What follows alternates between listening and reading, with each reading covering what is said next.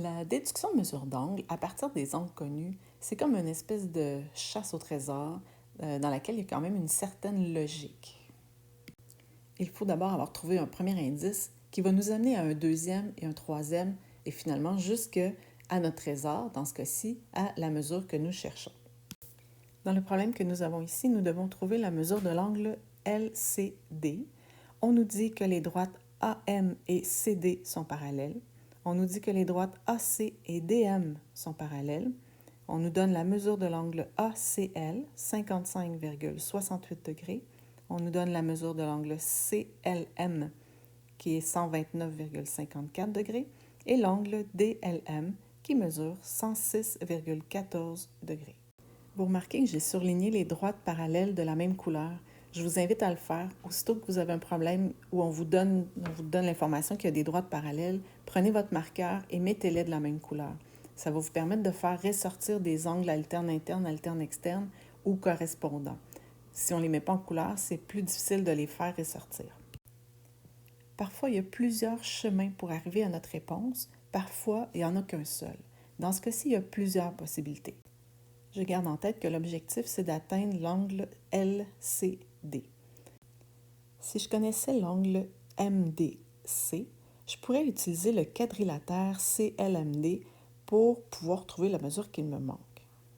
Je sais que l'angle CDM est alterne interne avec l'angle DMB et comme la droite AM est parallèle à CD, ça veut dire que les angles alternes internes sont pareils, ont la même mesure, sont isométriques. Je sais aussi que l'angle DMB est supplémentaire à l'angle AMD de 106,14 degrés, puisque les deux ensemble forment une ligne droite. Donc, ils sont supplémentaires, ce qui veut dire que les deux ensemble font 180 degrés. J'ai maintenant tout ce qu'il faut pour trouver la mesure qui me manque. Je sais que l'angle DMB est égal à 73,86 degrés, puisqu'il est supplémentaire à l'angle AMD. Maintenant, je peux trouver la mesure de l'angle CDM, puisqu'il est alterne interne avec l'angle que je viens de trouver, et comme les droites sont parallèles, ça veut dire que ces deux angles-là sont isométriques. Donc, l'angle CDM est égal aussi à 73,86 degrés. C'est vraiment important de l'écrire le « et », les droites sont parallèles. Si c'est pas là, si les droites ne sont pas parallèles, ça veut dire que les angles alternes internes n'auront pas la même mesure. Je connais maintenant trois mesures d'angle dans le quadrilatère CLMD.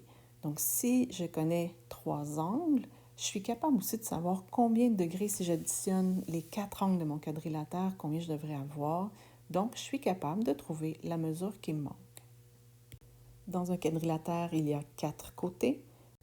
Je peux former deux triangles issus d'un même sommet. Donc, je peux utiliser la formule n-2 fois 180, ce qui va me donner 360.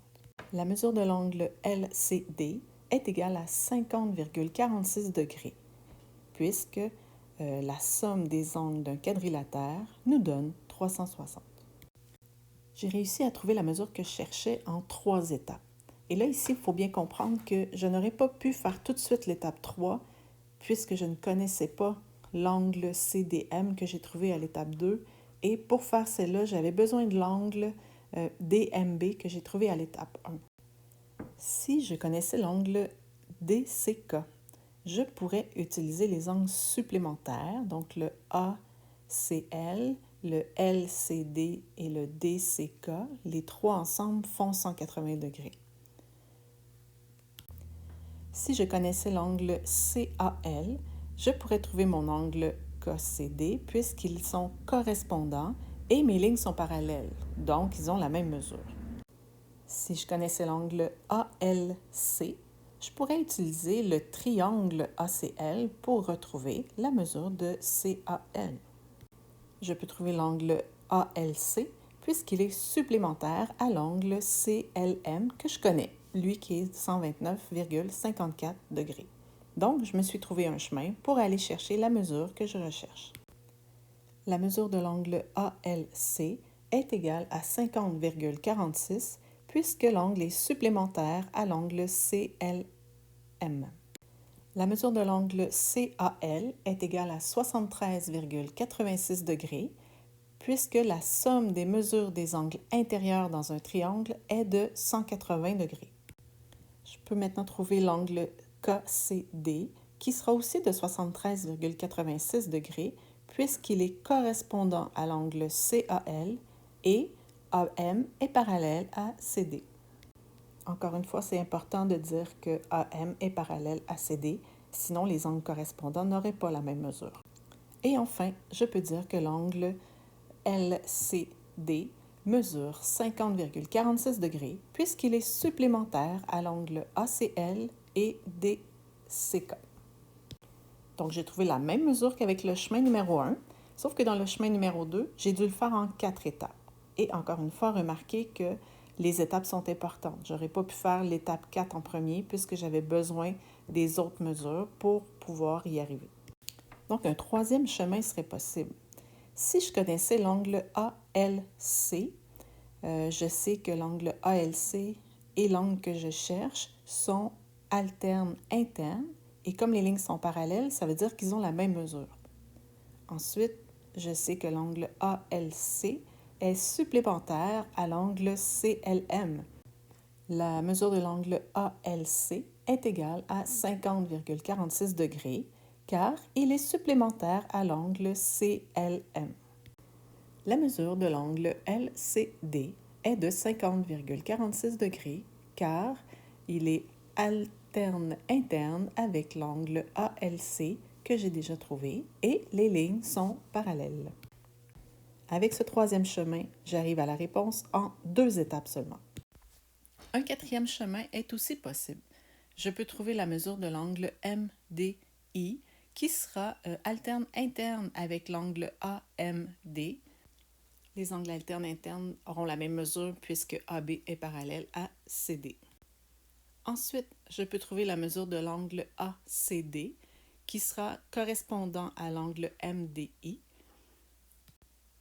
Et les lignes sont parallèles. MD est parallèle à AC. L'angle LCD est égal à 50,46 degrés. Puisque l'angle ACD est séparé en 2 parties, dont une qui mesure 55,68 degrés, l'autre partie est automatiquement de 50,46 degrés. En résumé, il existe parfois plusieurs chemins pour arriver à la réponse. Parfois, un seul sera possible. Lorsque tu me donnes une mesure, tu dois me dire pourquoi. Donc, est-ce que c'est parce que c'est un angle supplémentaire? Est-ce que c'est parce qu'ils sont correspondants? Donc, je dois savoir pourquoi tu peux trouver cette mesure-là. Et si tu utilises la mesure d'un angle qui n'était pas déjà donnée, tu dois me l'avoir expliqué avant. Donc, l'étape 1, tu m'aurais donné cette mesure-là et en l'étape 2, là, tu l'utilises pour trouver une autre mesure d'angle. Dans cet exemple-là, j'avais besoin de trouver la mesure de l'angle A avant de trouver la mesure de l'angle C.